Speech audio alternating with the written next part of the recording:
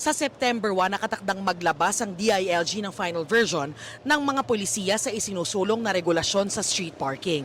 Ang nais dito ni DILG Secretary John Vic Remulla, bawal mag-park sa mga pampublikong kalye sa Metro Manila mula alas 5 ng madaling araw hanggang alas 10 ng gabi. Kabilang ang mga maliliit na kalsada o tertiary roads. Damay kung sakali ang mga sasakyang nakapark sa tapat ng bahay ng may-ari. Isa sa mga apektado niyan ay si Joseph na nakaparada sa tapat ng bahay sa Quezon City, ang 4 na sasakyan na pinapasada bilang school service at gamit sa ibang negosyo. Wala kasing parking eh. Tapos yung one-side parking lang talaga dito. Yun. Tapos sabi niyo nga po one way naman. One way. One way, ma'am. Tsaka walang kasalubong. May mga nakikipark din sa kanila kapag kakain. Pag bawal na mag-parking sa street, hindi na kami makakakuha ng customer na siyempre matatakot sila baka mahuli, matikitan. Mahihirapan din daw si Ryan na sa kalsada rin ipinapark ang pinapasadang taxi. Sumusunod naman daw sila sa sinabi ng barangay na one-side street parking lang. Baka pwede naman sa ibang side na pwede mag-park yung ibang sasakyan or depende sa pinaka-highway na lang, tanggalin nila yung nagpo-park.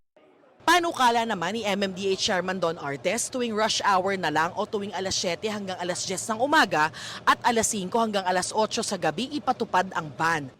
Tutol naman ang Lawyers for Commuter Safety and Protection o LCSP sa de oras na ban. Dapat daw total ban. Sagabal daw kasi ang mga sasakyang iligal na nakaparada sa daloy ng trapiko lalo na sa emergency services. Hiling naman ng Automobile Association of the Philippines sa pamahalaan maghunos dili sa pagpapatupad ng ban. Hindi pwedeng basta sabihin mo bawal, walang pupuntahan yung mga tao. Hindi pwedeng basta sabihin bawal bumili ng kotse. Dapat daw magkaroon muna ng parking facilities, lalo't marami raw bahay, apartment o establishmentong naitayo na ang walang sariling parking area. Kailangan mag-set up naman ng government, local government, ng mga parking buildings or parking lots. Kasi saan pa-park yung nabili na nila yung kotse. Pero nakatira na sila sa isang apartment na wala namang parking. So, anong mangyayari? Noong 2022, ipinanukala ni Marinduque Representative Lord Alan J. Velasco na i-require sa pagpaparehistro ng sasakyan na magkaroon muna dapat ng sariling parking space. Ngayong 20th Congress, naghain ng parehong panukala si Capiz 2nd District Representative Jane Castro. Para naman kay Metro Manila Council President at San Juan City Mayor Francis Zamora, suportado nila ang panukalang ito ng DILG pero sana raw wag sa lahat ng kalye ipagbawal ang parking.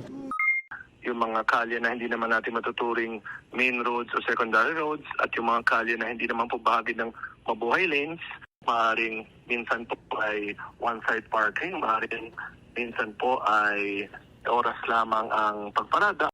Mainam daw kung hahayaan ang LGU na maglatag muna ng panukala sa mga kalye sa kani-kanilang lungsod. Yan din naman daw ang plano ng MMDA na isang buwan daw pag-aaralan ng panukalang ito.